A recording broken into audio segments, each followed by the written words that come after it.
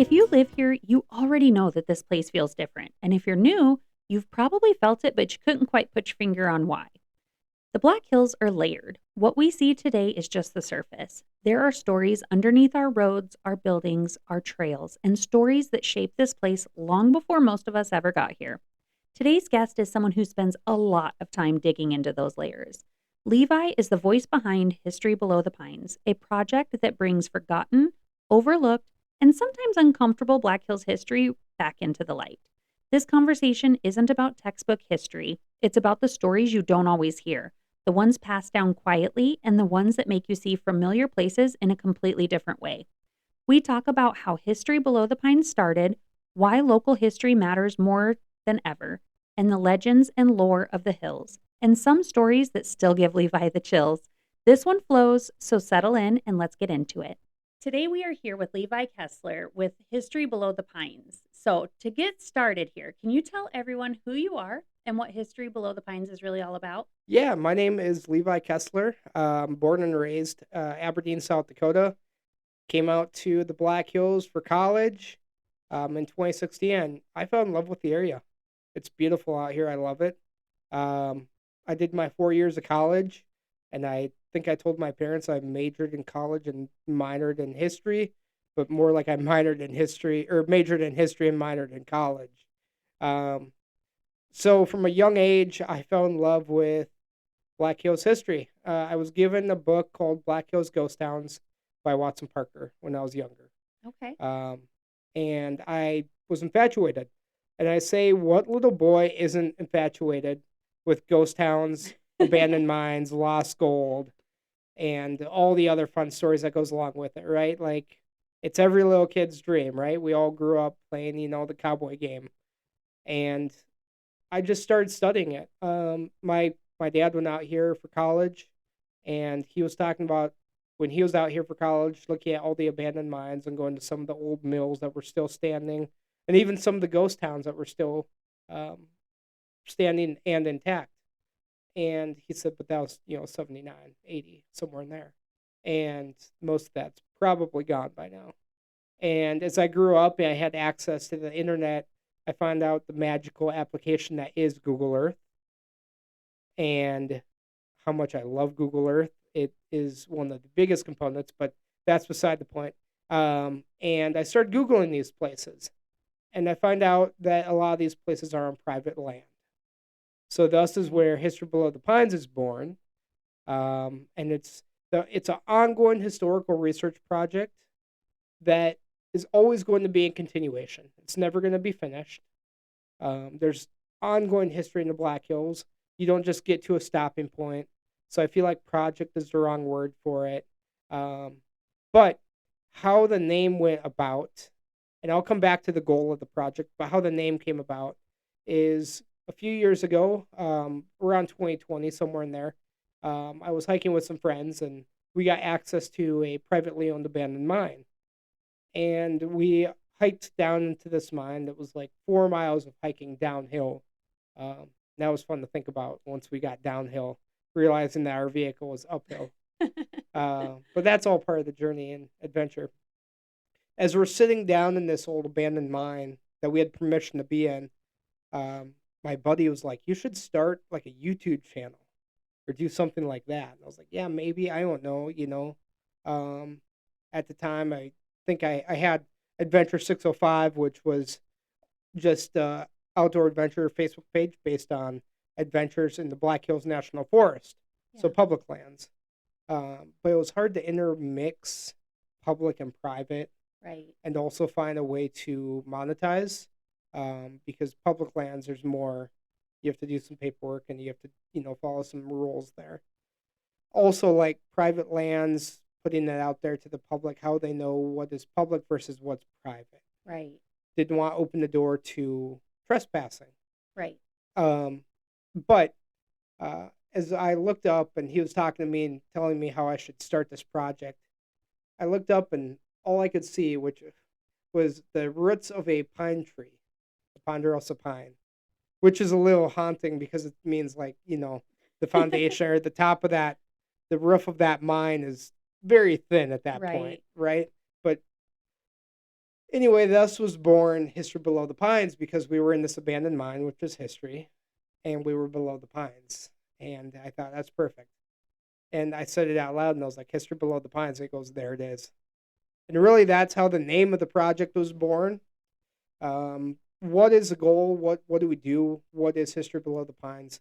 It's a long and depth question. So we work with landowners to help them research, protect, and preserve their private historical properties that they have here in the Black Hills. So you could think everything from abandoned mines to ghost towns to logging camps to old CCC to um, defunct tourist attractions to caves and whatnot. We've seen it all, everything from ranches to tourist attractions to mines to ghost towns, you name it, we've been there. That's amazing. There is so much history in this area, and I think a lot of people come here oftentimes for the tourism and they forget that there's really a long-standing history here with some of these towns and the caves and the houses and There definitely is. And I think about that every time I drive by somewhere. Um, it's interesting. I pulled in here to the parking lot and there's an old brick building. And I just started scratching my head. I'm like, I wonder what that building was. I right? wonder who worked there, what it was in the early days. It looks old. Yeah, Um, and as a history research person, I like to ask those questions. right, As a researcher, I like to ask the tough questions that sometimes you don't get answers for right away. right. And it's part of that researching that really opens that book up. Yeah, that's amazing. I know I've been here my entire life and that building's been here, so we know it's at least 40 years old. You're not that old. Come on now. Just about, just about. So, what drew you specifically to Black Hills history? Yeah. So, like I said, I grew up East River, South Dakota.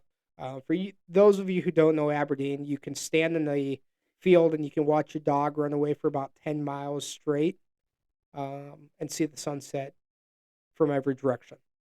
So love East River. It's always going to be home. But really, what drew me out here was Black Hills, and I love the scenery. I love the mountains, and along with that, though, it was the history. From a young age, when I started opening the pages of that Black Hills Ghost Towns book by Watson Parker and Black Hills Ghost Mines by Dale Beatty, I was infatuated. Middle school research projects, we all know those history research projects. They say get a topic and go off, and that's what my research project was Deadwood history or Black Hills history. And throughout high school, I was even maybe thinking about writing a book at some point in that high school era. And I remember talking to Bobby Sagal um, a few years before she passed. But she was a wealth of knowledge and still is through her books. Um, and she gave me some very good advice, which was keep researching, don't stop. I love that. And there's no stopping research. No, it's really never ending. It isn't. So I mean, what got me started in history? That's really a simple author named Watson Parker. It's a simple answer. I love that. And the book Black Hills Ghost Towns, which if you're listening and you're here in the Black Hills and you have a coffee table or you have a bedstand, which every one of you does, you should have that book on it. That's super cool. So, you said when you were in high school, you had thought about writing a book. Did that go away, or do you think that's something that's on the horizon? That is a great question. I think the possibility of it is always there. But listen, we work with private landowners. And when Right. I say we, it's a whole group. It's a friend group. We call ourselves the Black Hills History Nerds. We have a group chat that never dies. There can be active conversation at 11 p.m. because somebody finds something on eBay and sends it to us, right? But it's tough because we work with private landowners and we have a promise to respect and protect their private property and their history. Right. So by doing this project, we're showing off the history and helping tell its story without it's in a name or a location. Right. It's tough to write a book and show these places and tell the history and have no name. Right. And unfortunately, social media and cellular devices are readily available this day and age. And some of these places, not all of them, some, it'd be very easy to, you know, put the name right into Google Earth, like I said earlier, or Google Maps, and it's going to take you right to it. Yes, I And understand then we that. open up ourselves to trespassing, and that's something we don't want to do. This is a 5-year-old research project, and we've had zero reports of trespassing. I love that. So Yeah, I know trespassing is a huge problem here because people who come here for hunting and just various different things, they don't really realize what's private landowners and what's public landowners. yeah, and I don't want to. I'm not throwing shame. That's not what I'm Yeah, trying to do here. no, But these are people's backyards, right, and I always say, I've spoke across the state. We did a speaking tour this summer, and I spoke on this is how I like look at it is if I get up in the morning and I'm making breakfast and I look out the window, I don't want to see someone in my backyard. right, You don't want to see someone in your backyard. These are people's backyards. The Black Hills are small, believe it or not. You feel like you're in the middle of nowhere. You go over a hill and there's a house. right. And we want to respect these properties. We want to just help and we want to help and preserve the history and tell the story at the same time. So by writing a book, I think that portion is tough. It's a great idea. Maybe in the future, if there's a way to do it Yeah, properly. But until then, we're going to stick with our YouTube. We're going to stick with our Facebook. We're going to start a podcast and kind of go from there. I love it. I feel like you could just talk for hours about the history of the Definitely Black could. Hills. There's a lot. Yeah. Perfect. Did you expect the response that you received from the community after starting this project? Yeah. So very surprising. So in 2020, around there is when this project was kind of born. I say kind of because it was born before, but really kind of took that official name in 2020 around there. And one of the first big projects was the Inferno. Okay. It's still an ongoing project. We're filming a short docu on the Inferno. If you don't know what the Inferno is it is the only abandoned mine to have had a bar in it in the world. Oh, wow.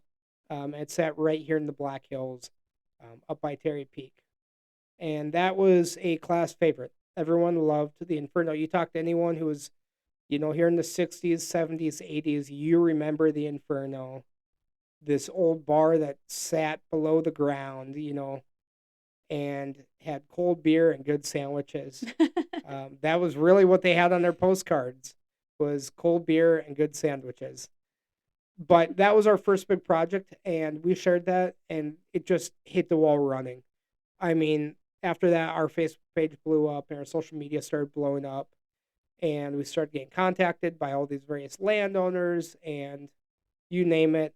And that's really when it started to get traction. Right. Um, but it's still growing. I mean, we try to post daily. That's the goal. Whether that's Instagram reel or a Facebook history post, or something simple. But we try to post daily to gain that, to get our name out there, but also to gain that traction of they're legitimate. This is real. They're an actual group.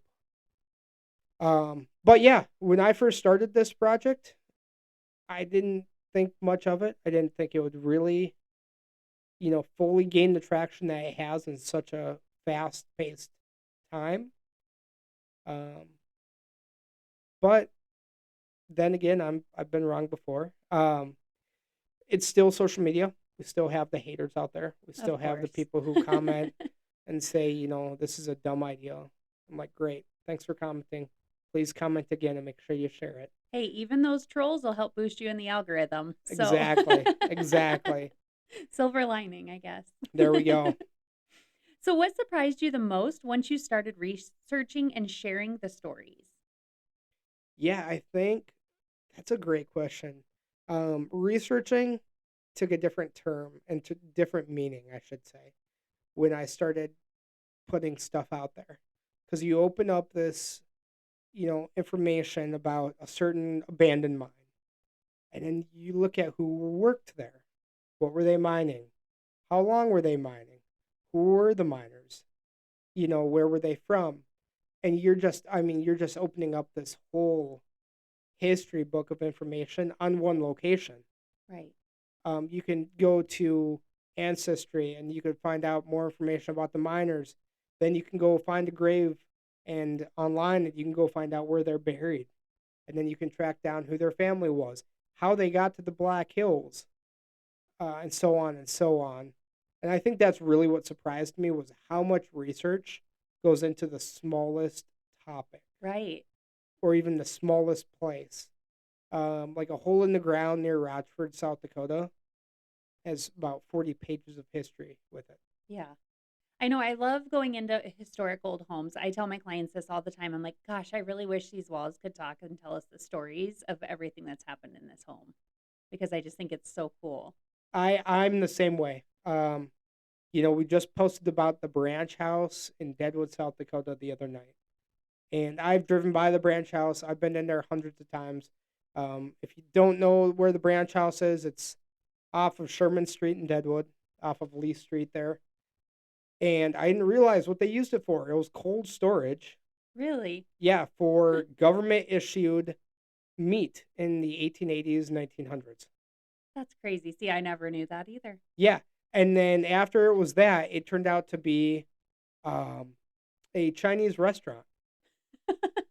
And I just recently learned that too.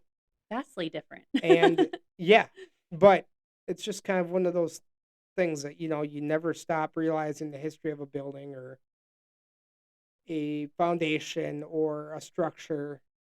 It lives so many lives. Right. Often these ghost towns and abandoned mines out here, changed over time. Like the Inferno, it started out as a gold mine, Right. then it went abandoned, and then it was a bar. Or you look at a ghost town, and we've been in buildings that were banks, general stores, saloons, post offices, and various other businesses. I love this because, Deadwood does all the reenactments and things like that, but it's nice that you're actually going and doing the nitty gritty of the property owners and the specific homes and different things throughout the Black Hills because anybody can come to the Black Hills and watch a reenactment on Deadwood's Main Street. But it's nice that they can tune into your YouTube channel and see like more specific things that they wouldn't be able to come here just during the tourist season and find. Yeah, that's true. I say that often. Working in Deadwood, that's my day job. Is I work at one of the hotels where I'm not working on History Below the Pines. But I'm like, I hope these people go out and realize what is in the forest. Like, there's so many hikes and adventures out there. There are. I hope they're going to see those too, and not just going to the classic tourist attractions. Don't get me wrong, okay? Wall Drug is great. If you're watching this, you're like, I like the tourist attractions. All right, listen, Wall Drug is good. Cosmos is good. There's more to the Black Hills than those. Oh gosh, I can't even do the Cosmos anymore. I remember going there all the time as a little girl and it was totally fine. And then I took my kids there as I was older and I don't know what it was, but it completely messed with my equilibrium and like made me almost nauseous. I don't know, my brain was just could not wrap its head around it. I'm like, I know logically water Interesting. doesn't go uphill, but Yeah, it's interesting. But yeah, I mean, that's the same way with history. Like, yeah. there's so many hikes out there that you don't know about, but there's also so many abandoned mines, and there's so many ghost towns that are out there that you don't know about, Yeah. that have driven by hundreds of times and not even known. Absolutely. I know that firsthand because my husband is a wildlife biologist and he used to work for the Forest Service and spearfish and it was his job to basically hike the Black Hills on a grid and look for old abandoned mine shafts and things like that. So he has come across some that weren't even on maps before, which was pretty cool to kind of hear about too. Yeah, and that's actually a great point. We have landowners who own mines, and they're not on maps. Yeah, They're not exactly. documented, No. and we are the first group to come in and research these, take photos of them, and figure out, what the story is on it. Now, kind of off topic, but I have to ask. So, if you ever see any of these mines that are owned by private landowners that have probably not been explored, have you ever ran into any like historic Native American artifacts? Because we're a huge Native American area around here. Have you ever ran into anything like that? We have not. No? Um, and that's if a landowner had Native American history on their property. 99.9% of the time, they're not going to tell anyone. Right. I can understand that. And I'm not going into why, but um, it's just not talked about. Yeah. I mean, on public land, we came across some old teepee rings. Cool. That was on public land, but yeah, never anything Native American on private. That's awesome. What kept you going when it was more work than what you expected? You had alluded earlier to there was so many research pieces just for even the smallest little project. So what keeps you going? It's a great question. So this project actually it started simple and it keeps getting busier and busier and busier throughout its duration. And I've kind of figured out a little bit of a system for it. Um, it's busy enough that I take a day every week for business hours. Okay. So that's my responding to emails, that's contacting leads, that is talking to landowners, that's researching history, sitting down at my favorite coffee shop in the Black Hills. You can find me at Green Bean. Sorry to all the other coffee shop owners out there, but Green Bean is my favorite. It's my go-to. Um, and I'll sit there and I'll send emails and do all that fun business stuff that you do. And when I say business, I want to put this out there. History Below the Pines makes 0.00. We don't sell anything. You know, we don't charge our landowners anything. We don't make money. Right. This is just something we do for fun, and out of the goodness of our hearts to protect history and preserve it. But going back to your main question, um, have I found a solution that keeps me sane in the busyness of this project? It's a system of organization and office hours, and I keep notes on everything, on who we talked to, what the mine names were, everything. Because I can go back and I can look at that. And I Right. can be like, okay, it looks like in November I talked to Johnny Appleseed and we talked about the XYZ mine. Looks like it started in the 1880s. He said he'd love to have me up and my crew to, document their history. And then I go, oh yeah, I talked to him in November. Doesn't look like I go through my notebook. Doesn't look like I contacted him again. So then I'll give him a ring. I'll say, hey, we talked in November. Are you still interested in having us up? 90% of the time, it's a yes. Nice. So we deal with a lot of landowners who are not from the Black Hills. So they own vacation homes here, as you know. Yeah. So we have to work on their schedule. Right. I always like having the landowners there when we are there. That's a good idea. Takes some of that liability out. Yeah, absolutely. What makes the Black Hills history different from other places? Oh, I think looking at the history aspect, and not to nerd out, but like we're one of the older mining areas. Right. 1876 Deadwood. That was before a lot of the big rushes out west.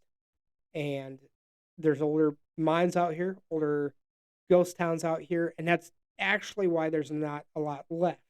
It's because we're looking at these ghost towns from an 1890s perspective. 1890 was a long time ago. Right. And, Mother Nature out here is not very nice. We're sitting in Belfouche right now. I call it Hail City. Um, but, we get the big hail in the summertime. Yeah. We get the heavy snow in the winter. Well, kind of. Don't mind those 100-mile-an-hour winds we just had either. 101 miles an hour for being exact, right? So Mother Nature's not nice out here. Right. And then you take a 130 to 200-year-old mining structure or a ghost town, it's going to put it on the ground, and then Mother Nature quickly reclaims it. Do you ever worry about the safety of going in some of those mines? Yeah, that's a big question. I talk to landowners, so I get the landowners, perspective. Have you been in here? Well, no. I look at it, and it's, I don't feel any wind coming out. Not a good sign. You want that draft. You want oxygen flowing. You want air. Mm-hmm. I took a old homestake miner into a mine recently with me that was on private property, and he was like, I don't know. And I was like, this is not good. And the landowner was like, oh, we've been back there before, and the miner was like, no, I agree with Levi on this one. This air is very stale. Is just still. It's not worth it. Not safe. So yeah, we've been invited to several mines like that, and yes, have to choose, risk versus reward. Listen, these mines were not safe 130 years ago. Right? They're not any safer 130 They years didn't later. have code inspectors back No. then that were coming in to make sure that everything was solid. It Nope. was at your own risk. Yep. So 130 years later, they're definitely not safe. Right?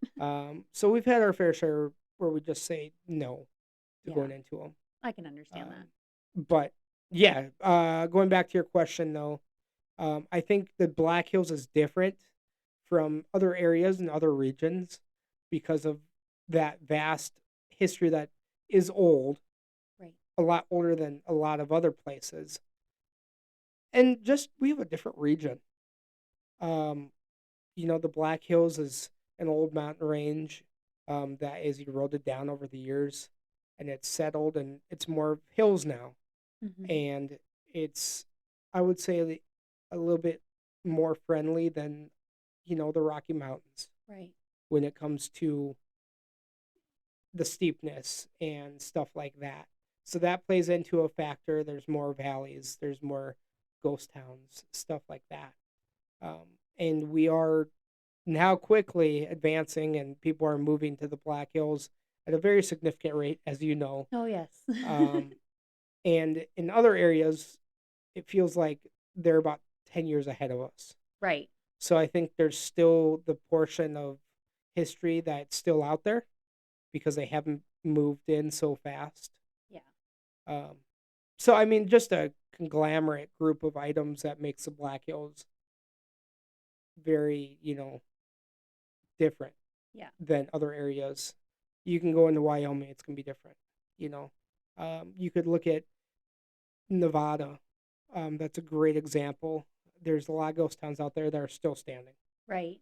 And you see those on Instagram. If you go look up, mining ghost towns, 90% of the time it's going to put you in California or into Nevada.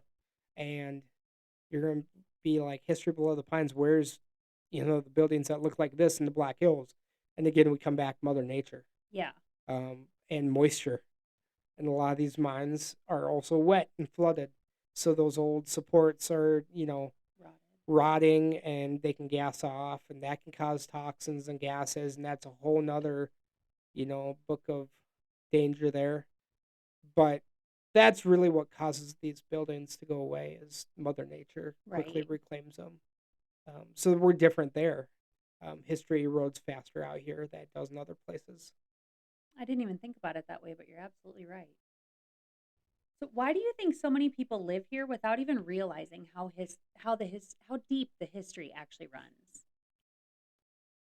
You know, I guess I could pose the question to you is like, how many people live here and don't watch football? Or how many people live here and watch NASCAR or the PGA? Mhm. I think it's interest. I Um, agree. I think. Listen, I couldn't tell you one thing about NASCAR. Um, Me but neither, you so could don't go, ask. you could go to the local watering hole, and you could probably ask someone in there, and they're going to tell you they know who so and so is and what number they are. And you can ask them all about NASCAR, and they'll tell you. And I think it's because they pay attention to it. You don't pay attention to If you don't pay attention to it, you don't know. Right. And I think that's very easy, like we just talked about, how the history is quickly eroding. And now there's just these shallow little holes with some old wood and some old rusty metal and some old tin cans. It's very easy to overlook those and not put that history together. Well, and that's part of the reason why I really love what you're doing here is, like you said, Mother Nature's reclaiming a lot of these mines. And unfortunately, our older generation is starting to pass. So a lot of these stories are getting hidden, they're getting lost. And in today's day of social media, I know I'm one of the worst culprits in the world. I have the attention span of a goldfish typically. So I don't even think about it. It's just like we're moving so fast today that people don't stop and think and like actually embrace the history of the place that you're at. And I feel like people move here because they are like, "Oh, look, it's the Black Hills. It's so pretty." But they don't think about the history that actually came with it. Yeah, I mean, don't get me wrong. You do look at the history to a portion, or to a point, I should say. Lead South Dakota. You're gonna look at that. You're gonna know the Homestake Gold Mine. Right. Everyone knows about the Homestake, and that's a big history item out here. Mount Rushmore. That's another big history item. So there's people who know about the history, but the history in depth. Do they realize what's in their backyard? Probably not. Right. And I would say it's just because it's an interest level. Right. To some people, history is fascinating, and to others, it's something you put on to fall asleep to, like the History Channel. Um, don't get me wrong, World War II documentaries, great napping. But that's beside the point. But that's why I think if you don't research it, if you don't look, if you don't read about it, you're not going to know about it. Hmm. And to some people, it's just not that interesting, and to others, it's super interesting. See, and I always drive by those houses, especially up there in Lead and Deadwood, and I'm always like, man, I would love to sit with the person who originally built this house and just have coffee and just Yeah, learn. yeah, and ask what the story is. Who lived here? Where were you from? Yeah. Where was your family from? Why did you move out west? Now, when I was in my 20s and 30s, I could have really cared less. Now that I'm in my upper 30s and going into 40s, I'm like, I really wish I would have stopped and paid more attention. Yeah, it's it's a now I puzzle with my issue is what history do I pay attention to, and what history do I not pay attention to. I have a long list because I'll stop and I'll look at something. I'm like, do I have time to dig into that history, or do I need to look at this history? Right. I have to wrangle it in sometimes because I'm working a full time job, but also at the same time, History Below the Pines is full time, and I only have so much time in a day. Yep. So I have to figure out where I want to put that time Yeah. and where what project I want to work on. Absolutely. But that's yeah, there's different questions there. Is why do folks not know about the history? Do they not care about it? Do they not realize it's there? You can keep asking these questions as a researcher. Yeah. I'm like, why do you not know about it? And you can keep asking those questions. I guess to me, I personally think a lot of it is because it's like, information today is so in front of your face. Like it's so easy to just pick up your phone and use Chat GPT and ask a question. But if nobody has actually done the research and documented it, how are they ever even going to find it? So that's why I love this project that you're Yeah, doing. good luck going to Chat GPT and typing in Johnny Appleseed Mine, Black Hills, South Dakota. You know what's gonna come up? The Homestake Mine. Right? For every single one. Everything. For every single one. You're not going to be able to go Google these places, Right. and they're just going to magically pop up. That's something we do in this world. We like to Google something, we like to have it like that. Right. You can't have that with this history. It might be, written about in a Irma Clark book or a Watson Parker book, and those books were written in the 70s, Right. 60s. And good luck getting your hands on some of those. You walk into an antique store here down the street, and a book like that goes for $300 to $400 now. Really? That's crazy. I did not know that. And the average person's not spending $300 to $400 for a Black Hills Right. mining history book. Right. Gosh, that's crazy. I had no idea. What do you think are some of the biggest misconceptions about the Black Hills? Oh, here we go. This is when everyone's gonna get in your chat and start blowing it up. I'm gonna say it. I'm gonna say it. The Black Hills are a mountain range. Oh, yep, yep. If you want the biggest debate and you want to stay political free, okay, you go and you put on your Facebook status and you say, Black Hills are mountains. Listen, you're going to have 100 comments like that, okay? It's going to blow up because people are going to say, did you just realize what you said? They're hills. Listen, buddy, it's the oldest mountain range. And it's mountains that have eroded. So I think that's a big misconception. Yeah. If you don't know the history, don't talk about it. That's like opening up a can of worms like flat earth or round earth almost. Yeah, it's too bad. It's too Especially bad to we're the locals. Yeah, exactly. It's too bad we're doing this podcast, after the holidays. I would say that's a perfect thing to say at the Christmas table We'll have to put a pin in that for next for year. next year, definitely. So I think that's a big misconception. I also think misconceptions can mean a lot of different things. I think there's a lot of stories out here that get passed down, Yeah. and people keep repeating those, and those can be misconceptions. We hear it all the time. There's different stories that are going around certain towns in the Black Hills, and you hear it and you're like, that's just not true. Right. That didn't happen. It's a fun, tall tale, but that didn't happen. So I think a lot of stories out here and a lot of urban legends, a great one, misconception that the Black Hills. This is a great example. Recently, we did a project on Ranch A. Okay. And if you don't know Ranch A, it was supposedly going to be the next Vegas type of establishment. Okay. And mobsters, mafia, right? Big deals back in the 1900s. And a lot of people in the Black Hills were saying, yeah, the big Al Capone he stayed at Ranch A. He was here.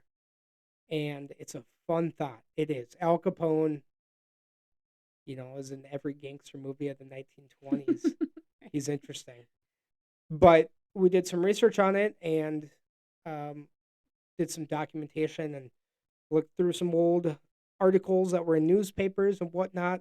And it was very easy. I took a notebook and I put down on paper when Al Capone was born, when his crime spree was, where he was at this year, where he was at that year, when he died.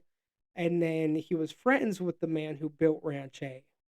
And I did the same thing for him.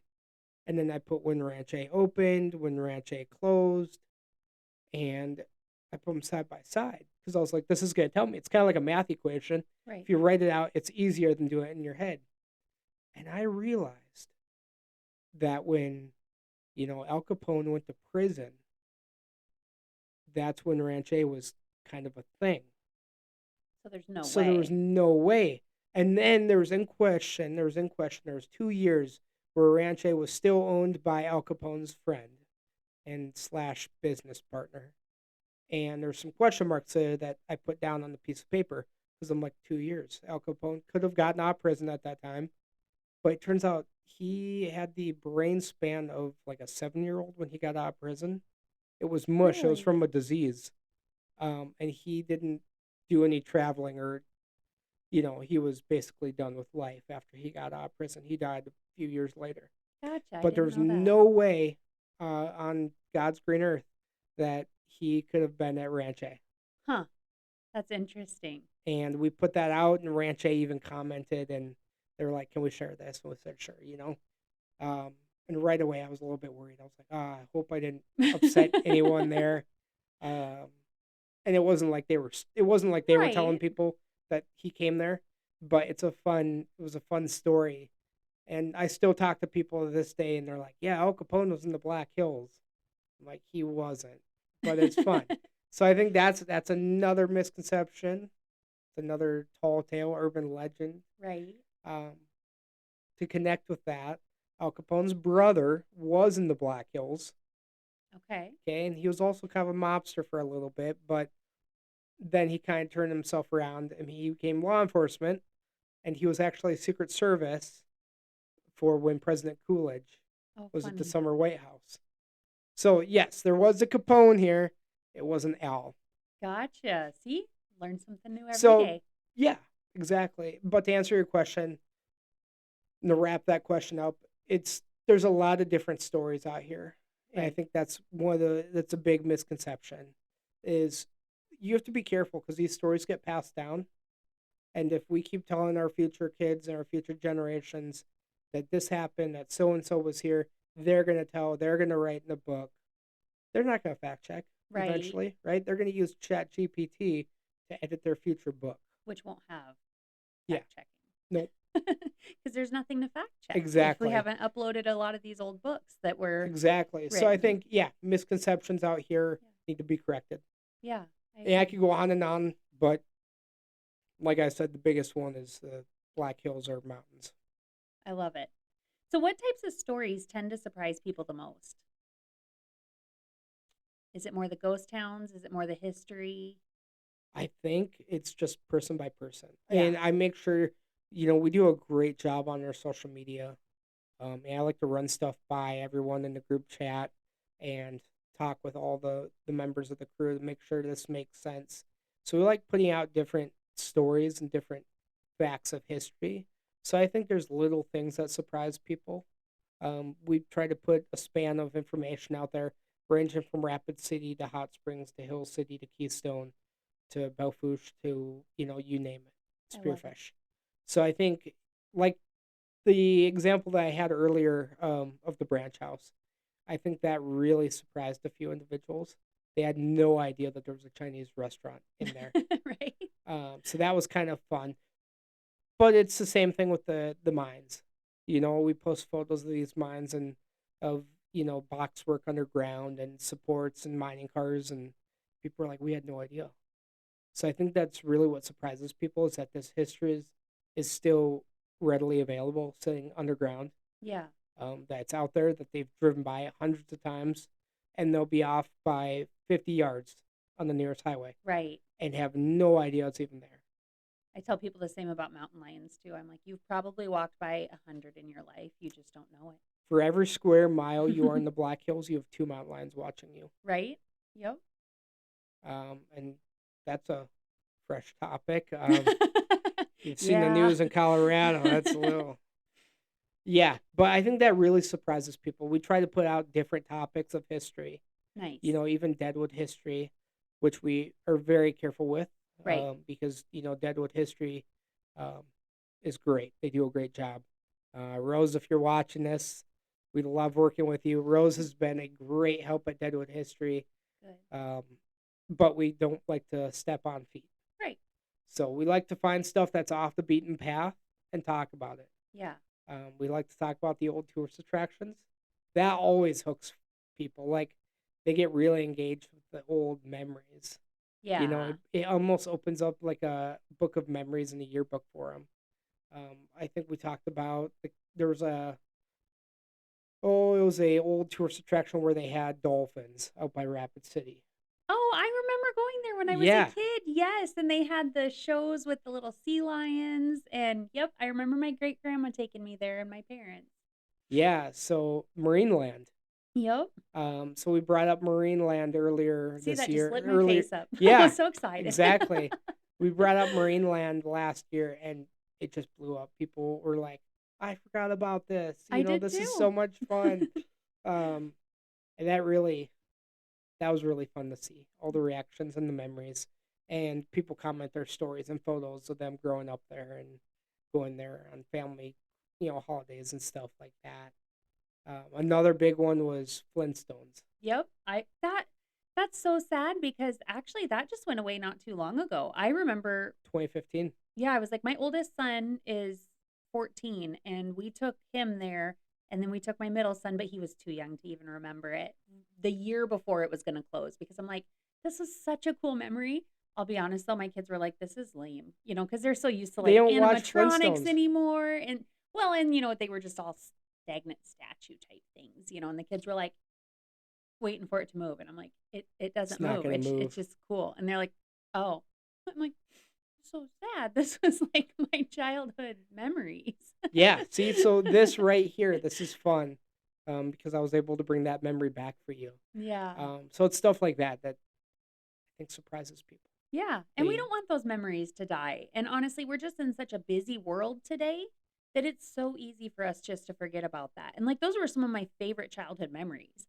And I don't remember those until someone else brings them up. So I yeah. do appreciate that. So that's why it's important to keep talking about these, Of you know, course. to be able to bring those memories back. Now, that's a good segue into this next question. Are there any stories that make people uncomfortable but are important to tell? The Inferno one. Yeah.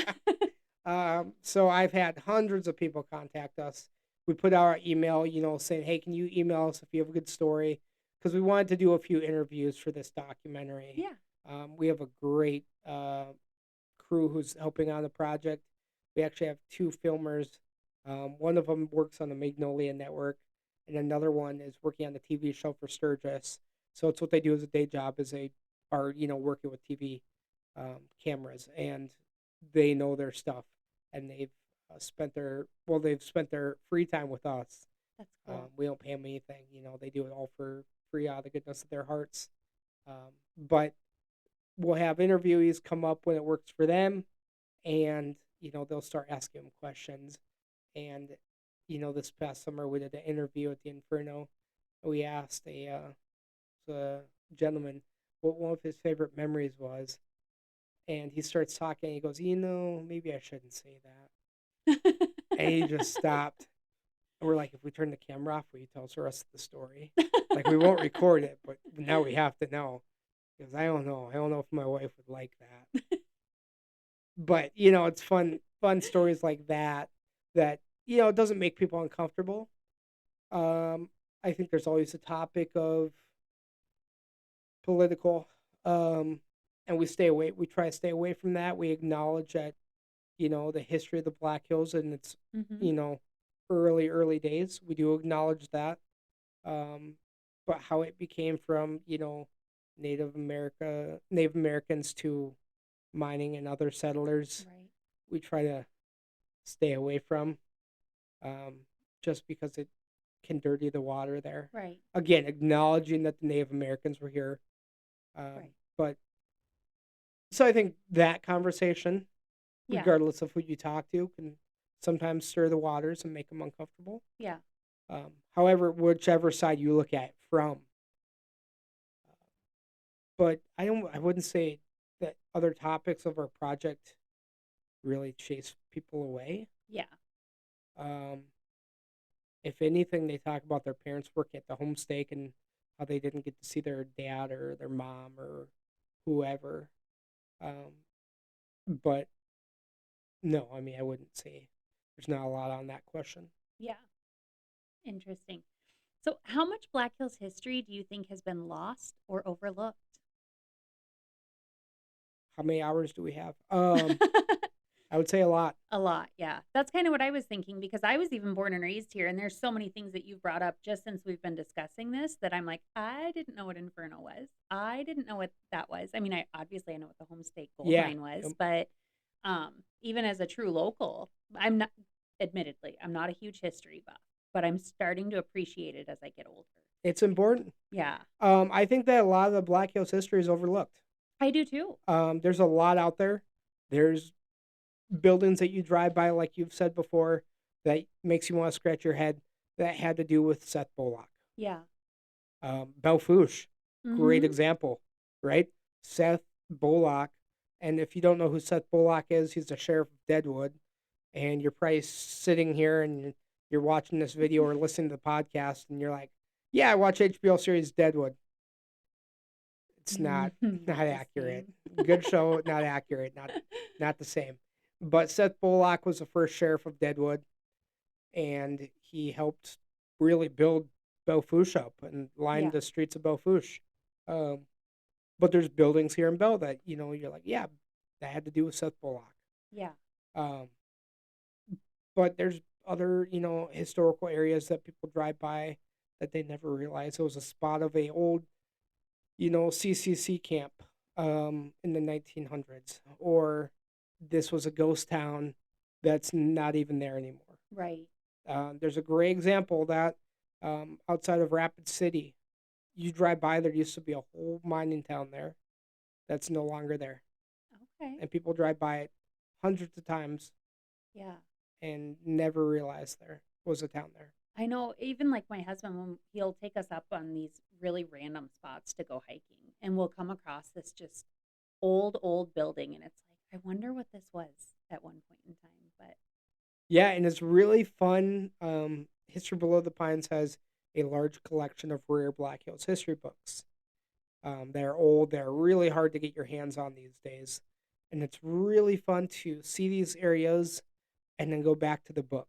I bet. And it's really fun because you can see photos from like the 70s. And then you can see photos from like the 1800s in some of them, Mm-hmm. from when they were in open mine and actually working it. And you can, stand right where that miner stood to take that photo. And it had to be a big deal to take a photo of it back then. Right. But it's really neat that they were recording it. I think it's a kind of a fun story here is a few years ago, 2 summers ago now, we were out at a silver mine and we were documenting it. And I was taking photos with my camera and GoPro and stuff like that. And I got home that night, and I have access to Watson Parker's large category of photos. And I went online and typed in this mine because he was like the grandfather of Black Hills history. In fact, he's the dean of Black Hills history. And I typed in this mine, and it popped up with a bunch of his photos from the 1960s. That's cool. He had the same photo from the same angle of an old wooden box that I did. That's It super hadn't cool. changed. I didn't look at these photos before we went. He had the same photo of this old spike, this old metal spike that I had. Like, it was just funny that we were thinking alike, at these places. And it's been very helpful with these old resources because A, they point me into that direction, but B, if there's an old foundation or even an indent in the earth, I can often go back to this book and actually see that there was a building there. And then that helps me answer that question. Right. I'm like, great, now I have that one, answer. I can move on to my question 1999 that I have. Because I have tons of questions. That's just part of researching. But going back to that, I guess the question was how much history Has is been out there overlooked or and lost. that's been Yeah. overlooked. And I think it's stuff like that. That's a great example. The indent in the earth that is there today. Mm-hmm. That's going to fill in with water and then, dirt, soil, all that good stuff. And over time, it's never going to be there anymore. Right. And then people don't know it's there, though. You know, they won't know Shoot, the they could put a history. road right over the top of it for all we know. Yeah. In the next 100 years. Yep. And they'll get overlooked. Yep, exactly. So I think that's an ongoing question. I think, we could splice that into a lot of different categories there. Right. How many cemeteries are there out there that have been overlooked? There's so many because a lot of these old homesteads, their cemeteries were right there on their properties, not Yep. necessarily going out there to the actual cemetery. Yep. So how many dirt roads have been put right over, old mining town cemeteries? I mean, Yeah. now we do know, thank you to documentation, thank you to the government, we know where a lot of them are. Mm-hmm. But there are those smaller, mining operations and camps out there that we don't know about. Right. There's still names I see in these old books, and I'm like, I've never heard of that. And I'll ask a historian, and he goes, I've never heard of that. And it's like, do we not know about it then? Right. Um, Did the paperwork get lost? Did it yeah. never get brought? Did nobody ever Nobody do ever anything laid with out the it? town. Yeah. It was likely that was a smaller camp. Right. With a few tents in the early days and a few pickaxes and, some metal tin cans. And it was nothing other than that. Right. And then the miners worked the mine and they moved on and maybe no one died there. Right. But then there's, those certain towns that maybe there is a cemetery still there that was overlooked or buried or, nobody knows about. I'm not gonna lie, that's a huge fear of mine. When we have land out by Ormond, and we were down there digging for our septic pit, and obviously the tractor did most of it, but then we had to get that last little bit off of the bottom. And I went down there and I was like, oh my gosh, I hope we're not gonna uncover anything crazy out here. It's a great topic for off 'Cause you camera. never know. So maybe we edit that part out, huh? Yeah, I mean, there's a ton of Yeah, history there's that cool gets overlooked areas. out here that people don't blink an eye on. A great little topic on this topic is road signs. Yeah. Road signs out here, people drive right by them and they're like, wonder what, that sign means. Often it was a gold mine. Really? A lot of times, once you get into the Rochford area, if you get over, past into the Galena area, places like that, you'll see a old road sign, and it's, somebody's summer cabin, summer home is there now, but you'll be like, why is it named, Gold Crest Road or something like that? Mm-hmm. Often it was named right after the mine. That's awesome. I didn't know that. Now I'll have to pay more attention when we're out in the hills. Yeah. Are there any stories that took a lot of digging to uncover? Or is that most of them? Most of them. Some of them are an easy search. Um, a few of them, not some. A few is an easy search because it's talked about. Hmm. Obviously, Broken Boot Mine, Big Thunder. Um, simple Google search, and within 10 seconds you have all the history on them. But there's mines that we work with landowners on that require extensive research. Yeah. I have one that's just ongoing. We were out metal detecting there last summer, and we pulled out some old artifacts and stuff like that. And then we were digging in an area kind of a little ways away from it, and we were starting to pull up these bricks. And we're like, why are these bricks here? So then we're, dicing through paperwork, trying to figure out what was here at this mine, what they used this spot for. And we found what a lot of the spots were for. And it's really fun to go back to the owner and be like, so this is what this spot was. And we named them, pit A, pit B, pit C. Yeah. So then we can kind of go back on those areas and say, this is what was at pit A versus this was at pit C. And that owner was just jumping for joy when we were able to show him old photos. And I even was able to get him an old map, a few maps of his property that he had never seen before. So he was able to place, there was a train station at his mine. That's how big his mine was. They had like a train drop people off there. That's amazing. But so it's really fun to put these puzzle pieces together Yeah. of history. And what's really awesome is Watson Parker, like I said, the guy who really got me going on this whole entire project, his son, James Parker, contacted me after I blew up the Watson Parker family on, Facebook. I'm like, thank you, Parkers, thank you, Parkers, thank you, Parkers. And finally I got a message, and he's like, I'm James Parker, I'm his son. And James has been a wealth of knowledge. That's amazing. Has been more than the wealth of knowledge. He's been of great help. I'll, send him a photo of a mine that I'm working with an owner on, and you give him about 1 day or even 30 minutes, and he will reply back and he goes, looks like Dad and I were there, and he'll send me a photo of him standing next to the old mine when he was young. I'm like, that's it. That's the mine. That's where I was at. So it's very helpful, and then he usually has history on that. So if I don't have the history, my go-to is James Parker. So James, if you're watching this, thank you. And I'm sorry for talking about your family so much, but your dad meant a lot to me. Still means a lot to me. So That's super cool. It's great that he was actually one to pay attention to the grandparents. I feel like a lot of the times the youth today doesn't even listen to the stories from the grandparents. Like they're just off busy playing video games, all of that. So I feel like history is definitely like a dying breed and those who are interested in it. technology has ruined history. And I Yes. say that carefully because History Below the Pines is all, technology. I mean, we're on social media, we're on YouTube, we're on everything. So technology is a reason it's growing.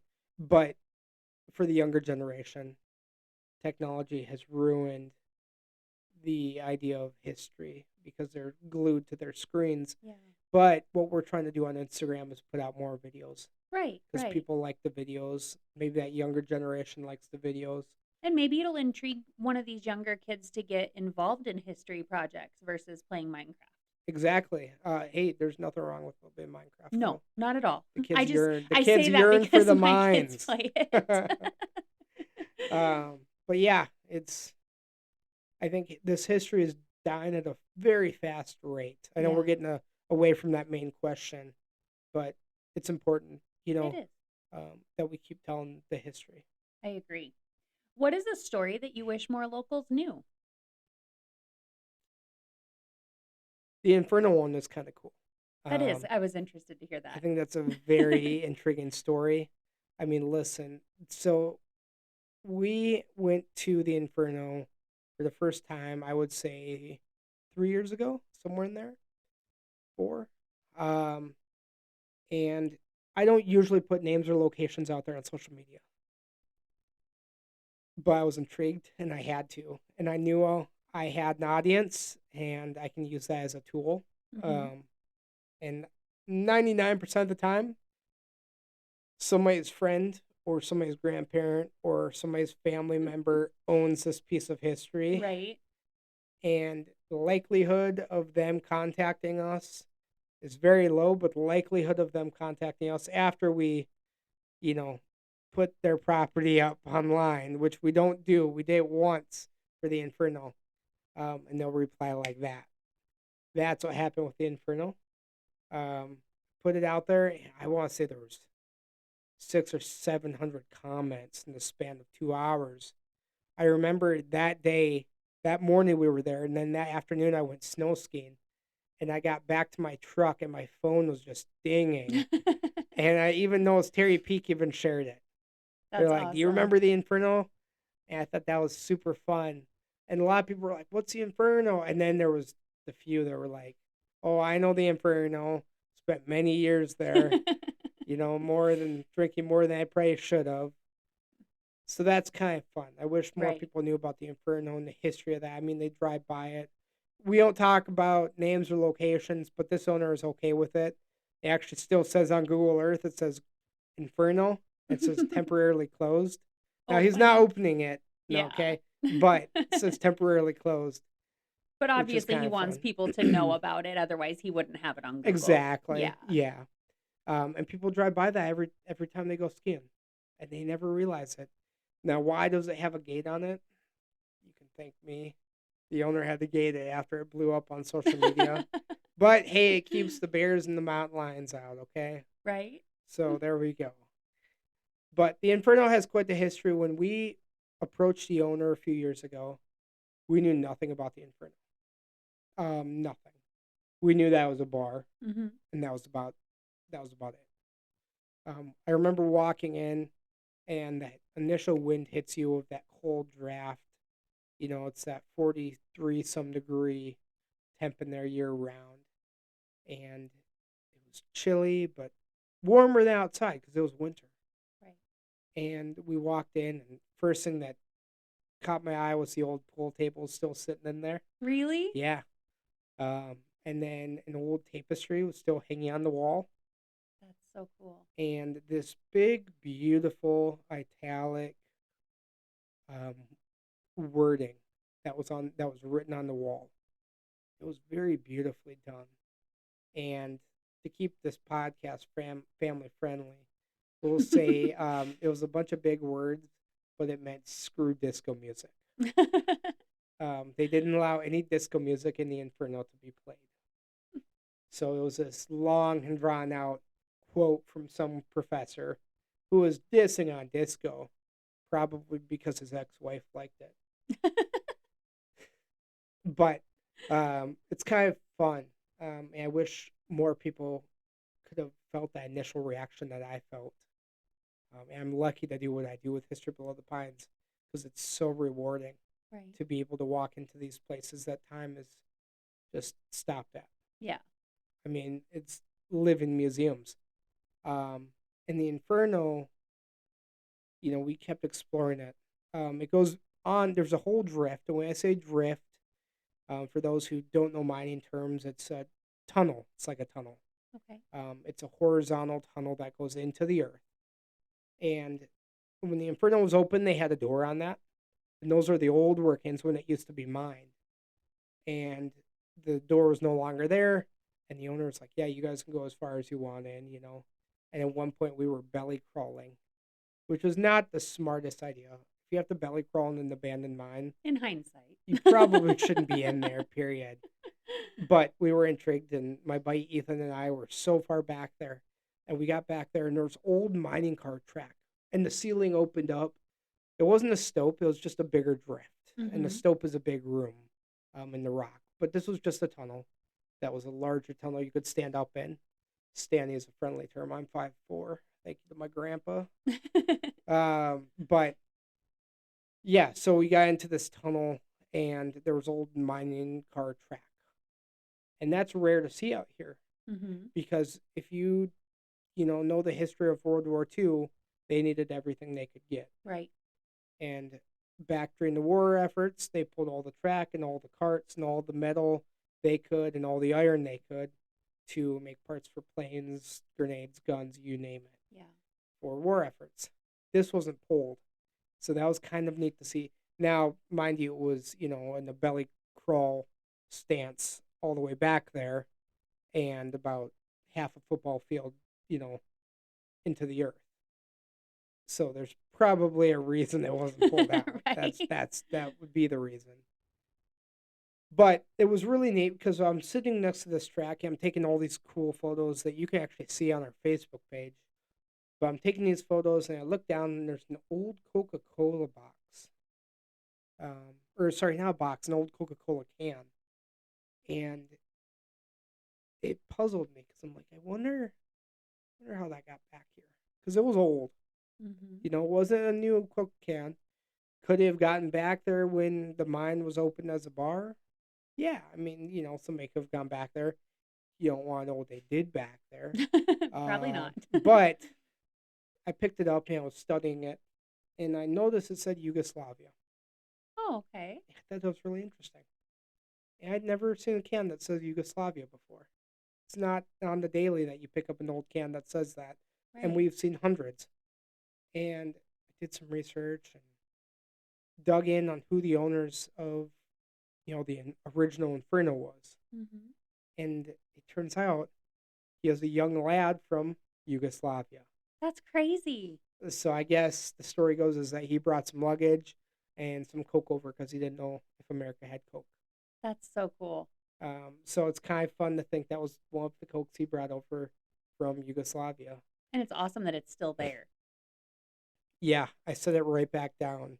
I set it gently Right? back down. I don't believe in taking any of that history. Right. It stays there.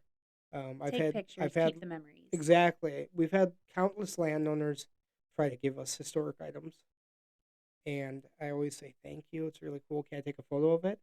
And they're like, yeah, but take it. I'm like, well, no, because if I take it and you allow everyone else that you show this mine to take some of it, what's gonna be left of it? Yeah. What's gonna be left? There's gonna be nothing left of it. No, I mean a few mining spikes here and there. We have those in the collection. Right. And we have those labeled what mine they came from, and the owner gave it to us.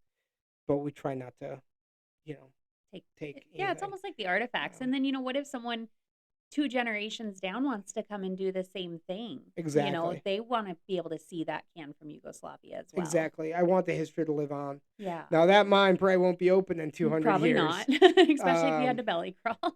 It's starting to cave in real fast. Yeah. But that's something. So going on that, I'll finish this topic here quick. Is the Inferno and how we found that can from Yugoslavia. Went back, did some research, was able to track down his family, Oh, cool. and I got on Zoom and was able to talk with a few of his family members and really hear the history of who he was and where he came from, which was really neat, and how he got here. And then I said, "Do you know, did he have a mining car or a mining cart or any track or anything?" Because he was a one-man party. Okay. So he worked at Homestake Mine. This miner worked the Homestake Mine as his day job, and when he wasn't working, he dug the Inferno. Okay. That's cool. So it was like Gosh, hard worker. it was definitely hard work. Because that was hard work back then. Yeah, so there was a few feet of it that was ranging to like 300 to 400 a ton. Um, and then there was some of it that was like $4. So, most of it was cheap, and he wasn't Right. making much. But he ended up mining it for a few years. Actually, but I believe, don't quote me, I believe he mined it for 40 some years, That's awesome. on and off, one person, one shovel. But going back to that question I posed to his family members about the mining cart and the mining cart track, and she said at first, I don't think so. I don't think he had any of that. And then she went rummaging and she sent me a photo, and it was a photo of him in that very drift. And there was a mining car and mining track. And she goes, I never even realized. So it was really fun for me to see that old photo of this young lad who was in his 30s, holding a shovel and standing next to his mining car. He was so proud of that mine. Right. And then to see it now, still a feat. and how he did it with one pickaxe, one shovel, a mining car, and some track. Got a lot of questions Yeah. there. But it's really fun on how when he shut it down, it's really fun to think about the conversation that his sons had Mm-hmm. when it became a bar. Yeah. They went to their dad and they said, "Hey, we're going to open this up." He goes, "This is mine." And they said, "Well, we're going to mine something else. We're going to mine liquid. We're not talking about oil. No, we're going to mine alcohol. It's going to be a bar." I really wish I could just time travel and be in that room when they had Right? that initial conversation. I can just think about what it would be like if I went to my dad and said that. So Yeah, that'd be kind of fun. yeah. So it's just an intriguing thought, really. Um, but it's a very cool piece of history Yeah. out here. Yeah. I love that. I wish more people knew about the Inferno. And the owner makes it readily available. He's very open to talking about it. That's A awesome. lot of our owners are not available and they don't want to talk about the Right. history. They want to keep it private. But this owner specifically is very big on talking about the history of his property. I love that. Do you feel that there are stories that are intentionally buried or ignored? 100%. I'm gonna be very careful on what I say there on You don't camera. have to answer about Um, any stories, but yeah, no, I'm just saying 100%. There's been history that's been buried out here, for better or for worse. yeah. Okay. How do you decide which stories are worth telling? That's a great question. So I often do the research, and I'm like, is this really interesting? Because some of it, I mean, at the end of the day, a hole in the ground is a hole in the ground. Mm-hmm. A ghost town is a ghost town. So I have to pose the question to myself: is this gonna be interesting, or is it just interesting to me? I mean, history is history. Right. All of it deserves to be told. But I have to look at it from that point when I'm sharing these stories online. Is somebody really going to care about a guy from, Colorado who came, and he dug and didn't find anything and went broke and his cabin burned down and moved away? Kind of a quick story. Nobody really cares about that. Right. I mean, it's somebody's great great grandpa, Right. and that's cool. It still is mining history versus a tiny cabin in Galena, South Dakota, where a bachelor lived. And then he went on to own the richest mine in Colorado and become a millionaire and build a mansion and moved his family into it. Right. Right. That's a way cooler story. Yeah. So I For can sure. kind of field these by going through them and doing the research because I like to research them anyway. Right. And then I kind of justify it by, is this a cool story or is it not really that cool? Now, don't get me wrong. I have an audience on Facebook who I absolutely love. They're great. They're a great fan base. And even today, somebody commented, "Thank you for sharing these little tidbits of history." Mm-hmm. So it's even the smallest little thing that I think people like because they didn't know about it. Right. Just maybe doesn't need like an Doesn't elaborate need an 2 hour elaborate. long YouTube video and big Exactly. production and Yep. things, but those stories can still be told in little snippets. Yeah, and Yeah. it's tough because when we're making these videos, which we're going to start out putting out more videos here in the next summer, we're going to start filming more. Yeah. It's tough because it's organic. We're not reality TV. Right. Right. We're not a big channel.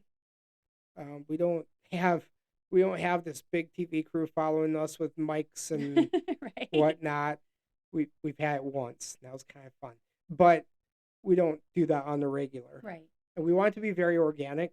Sometimes putting cameras and faces, even if we have permission, makes people very uncomfortable. 100%. I'm doing this as a camera's Yeah. looking at me. I've done this 100 times though. But and I I'm asked fine your with it. permission because She did. some guests don't want to be on camera, but they're okay talking. That is true. Some guests are like, "Oh yeah, I'm good for whatever," and then Yeah. some are like, "I need to see the video before you even post it to make sure it's good." Yep. And I get that because like I've been interviewed before, and it's like the story got spun a little bit to maybe not put you in the best light, and not that I would ever do that, but I understand people's hesitation. She's already apologizing. Look at that. She's already apologizing. All right, her husband is editing this, and he's like, "Oh, I'm so spinning this story."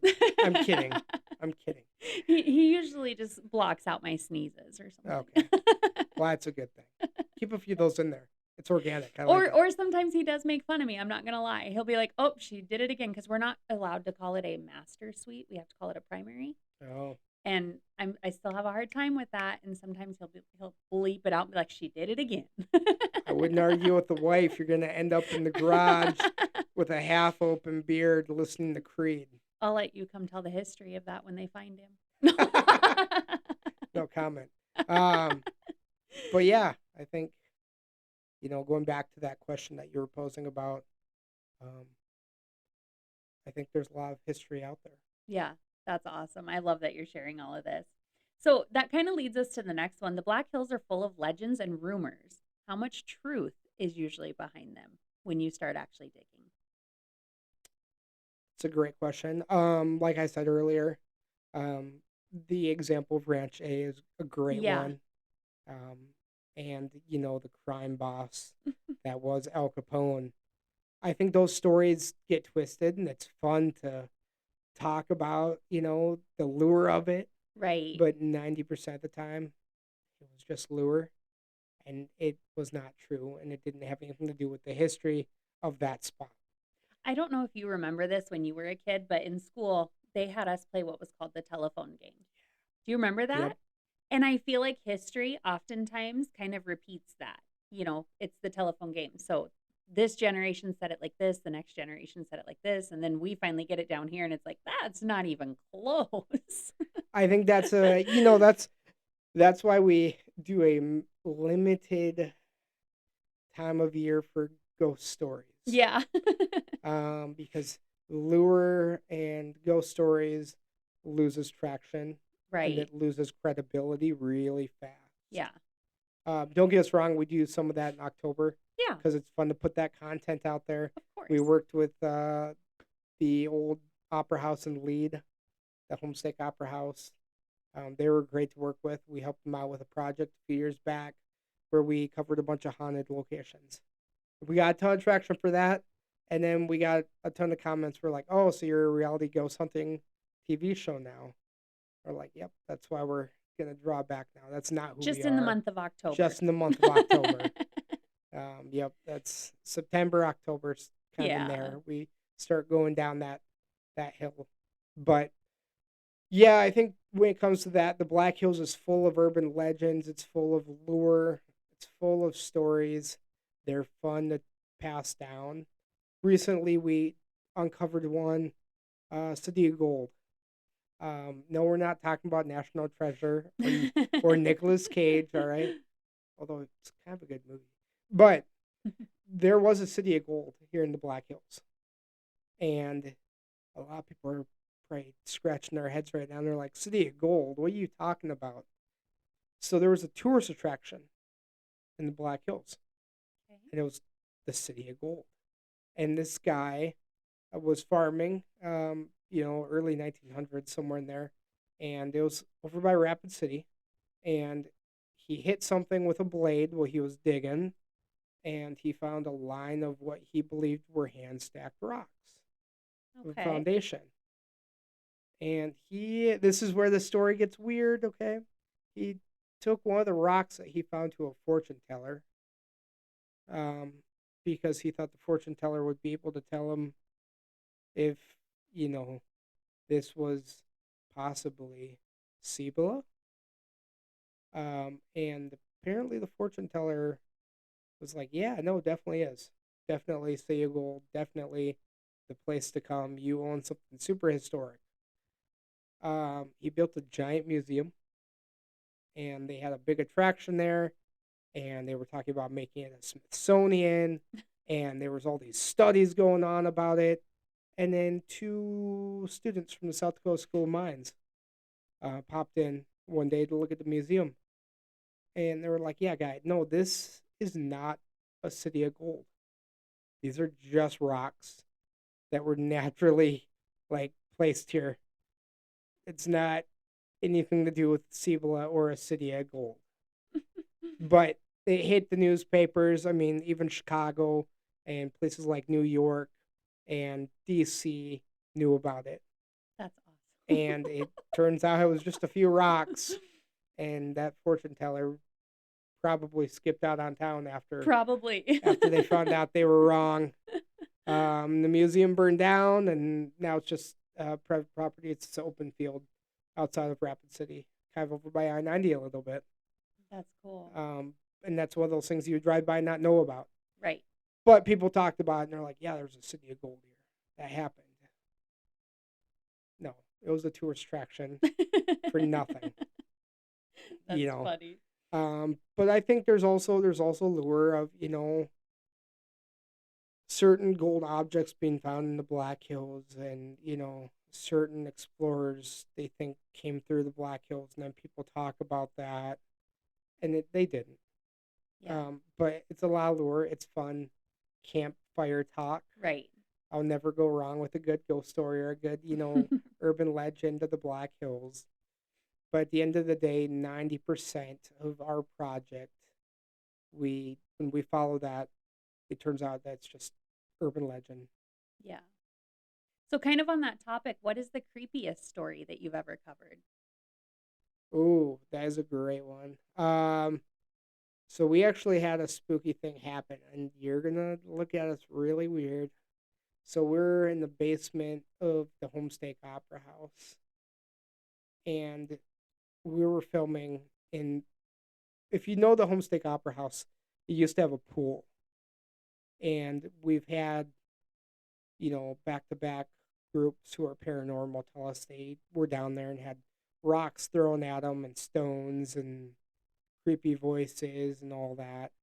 And the Homestake Opera House was doing this as a fundraiser. They wanted us to film this and do a ghost story, and then they were going to show it at the Homestake Opera House and raise a bunch of money for historical restoration. Mm-hmm. That's really what got us in the door. I'm like, yeah, I'm here for the historical restoration point of it. We're big on that. Anything that helps preserve the history, count us in. Yeah. So we're down filming, and I have my GoPro, and we're not ghost hunters or anything. And we're in this old creepy basement next to the pool, and this thing, I mean, there's door after door, tunnel after tunnel. I mean, this basement is so expansive under the Homestake Opera House. I'd get lost if I was down there by myself. So we walk down this old tunnel, and it dead ends. And I get to the end of the tunnel, and there's initials. And I was with someone who was helping me, and they're like, "What do the initials say?" And right then and there, this voice screams in like a blood curdling scream and says, "Sarah." The woman who I was with, who was helping with this project, her name is Sarah. That's crazy. We played it back over and over and over. I've been down there since then 5 or 6 times. Didn't want to go back down there. I can imagine. But I was like, I have to debunk this. So, like, is there a Bluetooth speaker? Is there something? There was nothing that could replicate that. So, I don't know what happened that night in the Opera House. I went back and I was helping film a interview for a movie there that they were sending off to Hollywood, which was kind of cool.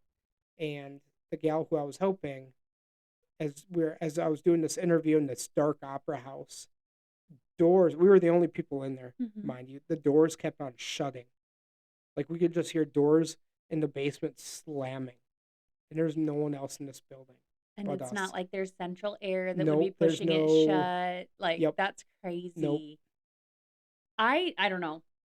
Everybody's entitled to their own opinion. Exactly. I truly believe that there are still some spirits that just decide to hang out for a while. I've never really encountered any myself, but just hearing stories of people, it's like I there's some truth to it. When we reviewed the footage over and over and over, and then she made the point, she's like, well, I had a camera going too. And I was like, oh, can't see that footage. Yeah, might have And what you could see was, at first I thought it was, so we saw a dress. mm-hmm. I thought it was an old lady. And it actually wasn't a dress. It was a swimsuit. Okay. Like the old day like swimsuits. The old day that's swimsuits. Kind of like a dress, but yeah. not. Yeah. Yep. Okay. And then you could see white hair. You could even see a nose and skin. Like, I'm gonna lose a lot of viewers for this. I have footage. I can post it next October. You could see it was the description of an old guy. That's crazy. Now, were you able to find any history? Like, did anything happen there that could have maybe So there was so it was a hospital during the typhoid fever, okay, and there was four doctors who perished there. okay. So it's believed to be that it's one of their spirits. But there's also a rumor and again urban legend Right? I of mean, take it with a grain of salt. again, yeah, of an angry janitor Okay, who haunts the building, who likes to throw tools and stuff. okay, And Sarah, who we are working with, has a long past of working there and acting there. okay. So there's a possibility that somehow it connected Sarah being, that she was there a lot Like, and "Hey, I saw her again," something. you Yeah, know? yep. But that's gotta be the spookiest. I bet. It's interesting because we've been in hundreds and hundreds of abandoned mines deep under the earth, and we've never encountered anything to that realm, I am anything such a like that. chicken. I would have thrown everything down, Um, screamed, and took off running faster than so your that's one spooky thing. I'll say generation. one more. So we were with a mine owner, and we were some staff. It's Yeah, it was a mine that's open to tours. Um, I won't say which one, but we were with them, and they invited us, and we were there after dark because again, this was part of that ghost Yeah. series that we were doing, and they're like, "Yeah, we got some haunted history here," and I'm like, "Yeah, okay." And they were taking us to the site of their old mine, the original one, and she said it's gonna be a walk in the woods, and it's dark, and fine, that's fine. Let's go for a walk. And we get up there and we're talking history and stuff. And this is the coolest thing ever. Like, at an old mine in the middle of the night. Like, this is cool. Like Blair Witch Project 2.0 or something. Yeah. Okay. So ghost stories weren't that spooky. I mean, there were some spooky Right. ones, but we're walking back and we're having shining our flashlights around, and all of a sudden we turned around because we thought we heard something. It was probably a deer, Yeah. because there's a multitude of deer in the Black Hills. Yes. If you don't know, come to Spearfish, South Dakota. 2 in the afternoon, you'll see like a pack of like 20 of them Just right in the middle of right in the town. middle of town. But we're walking, we're shining our flashlights around, and somebody spots what looks like a deer. I'm like, yeah, see, it's a deer, you guys. And then we see it kind of move, and there's a big long tail, and it was a mountain lion. Really? Mountain lion that was sitting, a big male mountain lion that was probably about 20 yards away from us, if not less. And keep in mind, we were walking. We didn't know it was behind Right. us. And so we ended up having to turn around. We were making a lot of noise, and we walked backwards. We hiked backwards all the way back down. You're like, nope, not Mm-mm. today. Nope. That was, yeah, I was never so happy to be in my pickup, to get back to my car and like get in there and lock the door. I'm like, oh, I live to see another day. No, that's funny. So, why do you think preserving local history matters today? I know we've touched on this a little bit, but can you give us like a quick punchline of why you think it really, really matters? If we don't tell the history, it's not going to be around for tomorrow's generation. I agree. I It's love a that. very simplified answer. Like we've specified before in depth, history, if not repeated, it's not going to get told. Right. And it's very important that that we tell it the right way, so it gets retold the right way And fact check and it. fact And checked yeah, and documented. And that's why History Below the Pines is here today. I love that. And how does history shape how we live in the Black Hills today? Yeah, you look at it every day. Deadwood is a great example. Leeds a great example. Yeah. Um, History has shaped the Black Hills. I mean, I could say Rapid City is a great example. Hmm. History has shaped the Black Hills and made it what it is today because of the mining boom. Yeah, for I sure. mean, Rapid City was more haying and farming and ranching, but like Right. also it was the gateway to the Black Hills. It's where all the miners came through, going to the Black Hills. Then you look at Deadwood, 1876, and Wild Bill Haycock and Calamity Jane, and now they do reenactments and shootouts on the streets.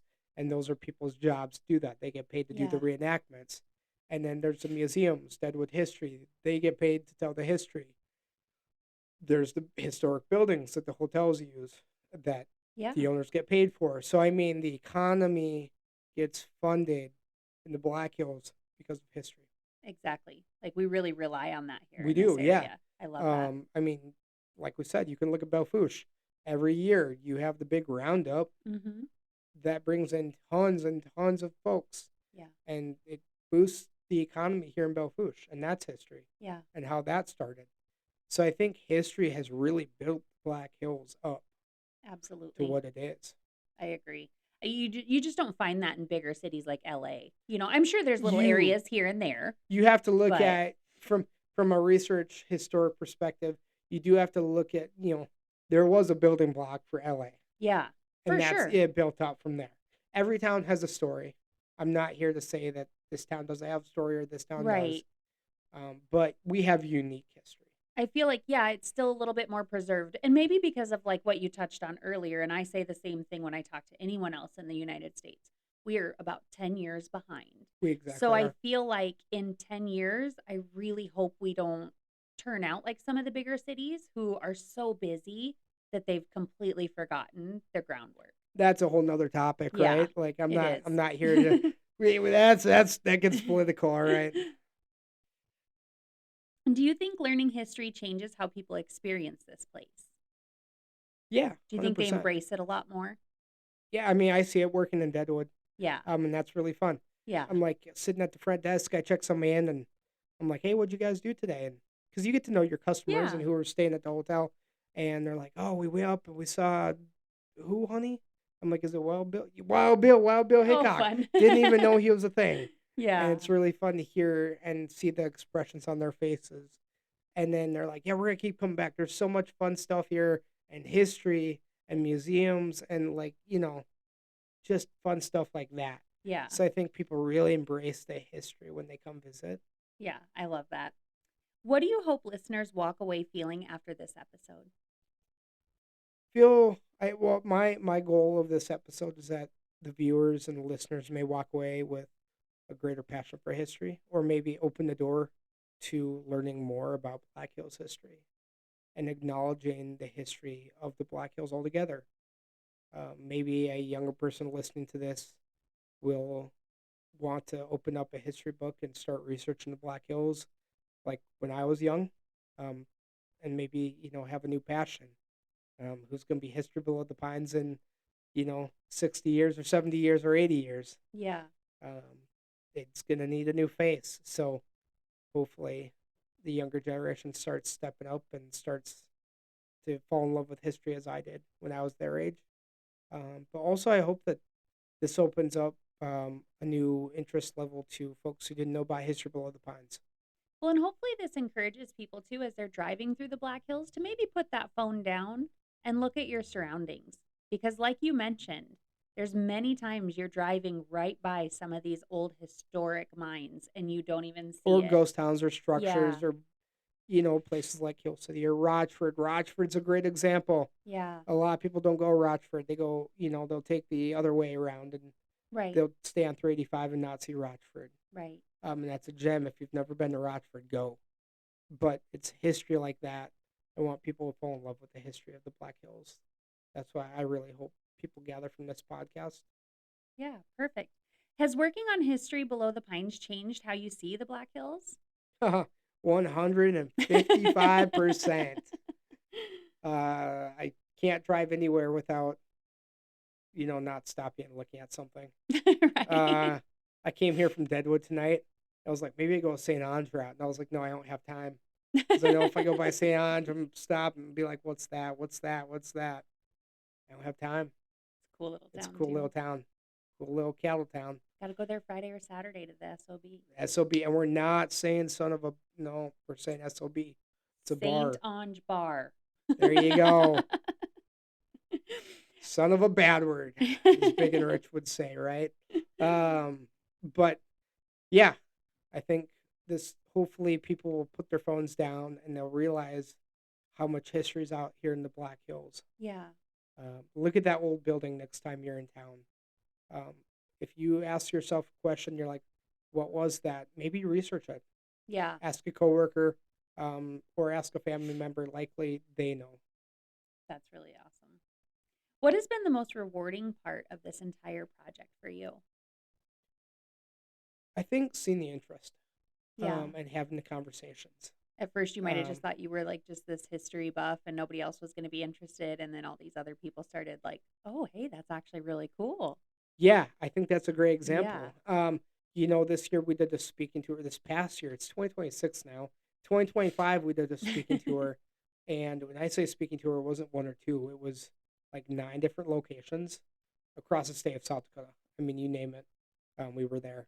And we spoke to museums and to historical societies and to clubs, at luncheons, at just all these different areas. And afterwards, it was always super fun to have the conversations and Right. answer the questions. And people are like, "Yeah, I grew up in the Black Hills. My dad worked at Homestake," or, "I grew up in Rapid City. I remember messing around in the Black Hills and going off roading and stuff like that, and finding these old towns when I was your age." You know, and these are people who are in their 60s, 70s now, and even higher 80s. I went to a nursing home and I spoke with a gentleman who was 95, and he was telling me he remembers going to the ghost towns That's awesome. after, basically as they were closing. I mean, some of them were already Right. closed, but some of them were still kind of somewhat intact when Right. he saw them. So that was cool. Um, but I think just the conversations and the questions that I get that makes it worth it I love that. Has this opened doors or connections that you didn't expect when you started this project? a lot. Yeah. It's been great handing out business cards and talking to landowners. A few landowners, we have gained access to other mines because their friends own mines. Right. So they kind of will test you out a little bit, Yep. and they'll be like, "Yeah, hey, History Below the Pines and Levi, they're great. You should have them to your mine or your ghost town or your property. They've helped me so much on my property. Think about what they can do for you. Yeah. And keep in mind, we do all this for free. We're not the state. We're not the government. We're not gonna go report anything. We're not. I think you bring in we love archaeologists. Nothing against them, but you bring a federal archaeologist. They Yeah. see something. Could they raise a question? Could that raise an alarm? We're not the feds. We're not like that. Yeah. We're just a simple group of history buff friends who enjoy preserving and documenting history here in the Black Hills. So it's kind of been fun to gain access through these various ways. Right. Doors have been opened. I've spoken in Sioux Falls on that tour, and there was doors open of mine owners who live out there who have a summer home here that I would have never met if it wasn't Right. for that speaking tour. So numerous doors have been opened in numerous ways, from podcasts to YouTube to Facebook. If I have a question about property and I do it right, we post it on Facebook, I can have the answer, or the landowner get back to me in about an hour. Yeah. And it's like that's where we talk about technology being a blessing and a Yep, it's great. curse. So many doors have been opened. This was actually really fun past summer. I was listening to a band in Leeds, South Dakota performing, and they were just a bunch of local guys who were kind of fun. No, nobody big, um, but they saw me out of the corner of their eye, and they're like, "Hey, that's the History Below the Pines guy." And I was like, "That's not a lot of people know me." So it was kind of fun to be noticed like that. And he had me up on stage, Oh, fun. and he was like, Little "Here, take local 5 minutes celebrity. and like talk about what you do and what History Below the Pines is." And that was super fun. I Yeah. didn't expect to be standing on a stage with a bunch of amps and guitars and talking about history. So to be able to be on stage and do that was kind of fun. I've gotten to work with a lot of cool and unique individuals, nonprofit organizations, historical societies. I ended up on the board for the Black Hills, the West River History Conference, That's great. because of this project. I received an award this year, for basically putting history out there, um, just kind of neat. Um, didn't think I would get an award for what I love doing. Right? So yeah, several doors, several avenues have been open to this. I mean, we've had TV networks reach out, um, and big time producers reach out. So a lot of doors have been opened. I love that. Where do you see History of the Pines going next? It's a great question. That's a popular question that I get asked all the time. Where do you see it going? When's it ending? It's a project. When are you going to be done? Here's the deal, you guys. We're never going to be done. Right. History Below the Pines, like I've said over and over and over again, if you've heard me speak, we are a continued, ongoing historical research project. We're not historians, we're not archaeologists, we're not doctors of history. We haven't been to Harvard or Yale. Yeah. We're not Indiana Jones. But we are just a group of friends who enjoy documenting history and preserving it and working along with the landowners to protect it. And I really think I see History Below the Pines growing, and I see them going forward in the future, but I don't know where it's going to go. Mm-hmm. Um, Hopefully, more content, hopefully, more landowners. Hopefully, we are at more mines and more ghost towns. I would really like to see us branch out into Wyoming and into Montana this year, Okay. into the outskirts, just across the line. There's a lot of history that has to do with Montana and Wyoming as well. Yeah. And the more we grow, the more landowners and more people we are reaching, and who may want their history told. Yeah, and we're so Whether close to the Wyoming and Montana border exactly, and whether that be an old ranch here. or maybe it's an old ranch and ghost town or something like that, or an old mining town, you name it. We'd love to be there and help document it. The questions have been raised: are you guys going to be a TV show? I think for right now, we're going to stick to YouTube. We're going to stick to our social Yeah. media. We've been approached by numerous producers and numerous channels, and it's just not who we are. We're not a reality TV show. We're a history project. Yeah. We want to keep it close to home. And when you go reality TV, you kind of lose your local firm. You lose your grip. Yeah. We don't want to lose our grip. We're just here to tell the history, not to get rich or famous. I can appreciate that. Would you ever expand into tours, talks, or live storytelling? Yeah, great question. So the talks, definitely. We love being on podcasts. Yeah. We love doing our speaking tours. We did our first one this past year where we just went across South Dakota and we spoke to all these different libraries, historical societies, nonprofits, you name it. We speak at the history conference every year. And we love that. We get a good crowd. It's super fun to see the enthusiasm for history. Um, for the other stuff, the tours, that brings up a lot of, it brings up a lot of tough area Yeah, I and can see tough that, areas. especially with private landowners. Private land Liabilities. liability is a big one. Um, everyone these days wants to sue someone. Yep. So, I mean, you could cut your finger and get sued. Yeah. So, for right now, we don't profit off of this project. I could say that 1,000 times. And the amount of comments we get on social media saying you profit, you guys make money. And I'm like, show me. Because Yeah, I'd love to see that. if that's the case, I'd love to have an office. I'd love to do that. But that's not the case. Yeah. So we're just going to do what we're doing right now. We're going to keep it small, keep it simple. Maybe in a few years, if it would be fun to own a mine or something, Right. if that was ever the case, to give a tour of something that I owned, or that History Below the Pines owned, but that's way down the road. Right. We gave one tour this year under the direction of West River History Conference. Okay. It's part of their conference that they do. It's one of the events. It's one of the days. Is a insiders tour, and it's for paid attendees only. And we were under their direction, under their liability. We were Right. covered by them, not History Below the Pines, but we were just kind of helping push the day along. We got to take them to an old mine, and they got to meet the owner and kind of see what we do. They spent the day with us, That's cool. which was kind of fun. They got to, walk in our shoes.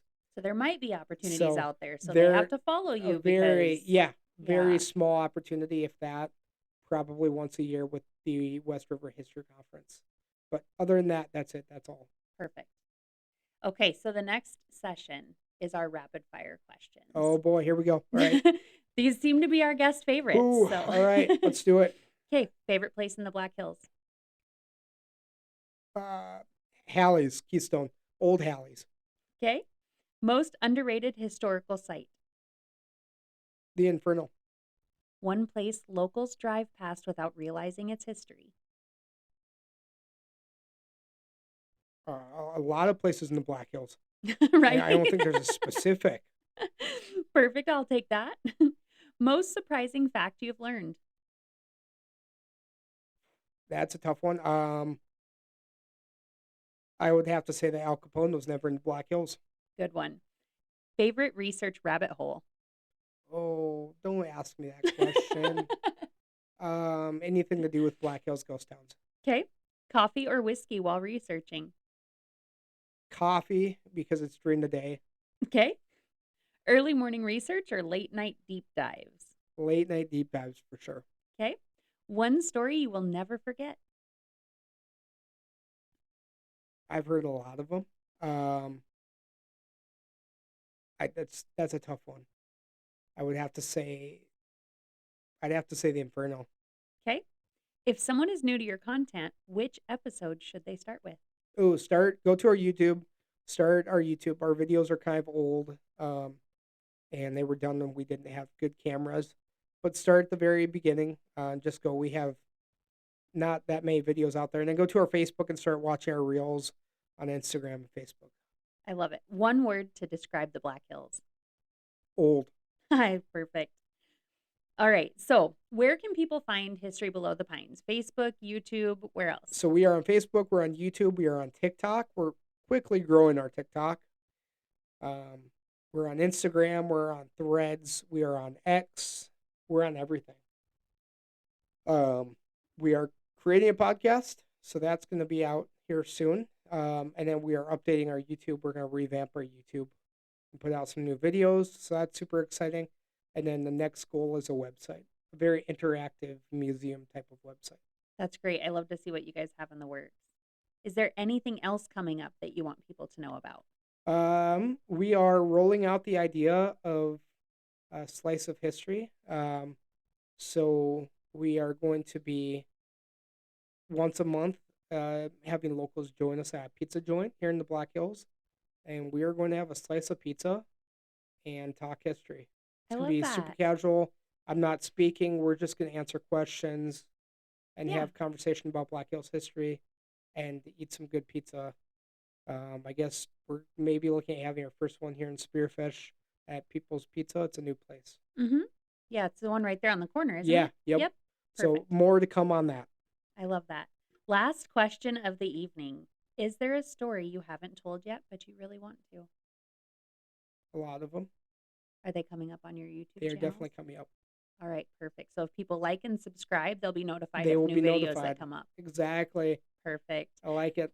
Well, thank you so much, Levi. I have personally, even as someone who has been born and raised here in this area, learned so much just this evening, and I can't wait to even go take a deep dive on your YouTube channel because I have not binge watched it. So we're going to throw that up on the TV and binge watch some of your old channel or your old videos until some new ones come up for us. Yeah, definitely. I'm sorry for the old videos. They're I look like a travel guy with a little done camera. Done is better than perfect, and this just proves that you're true to the local nature and that you're not willing to sell out.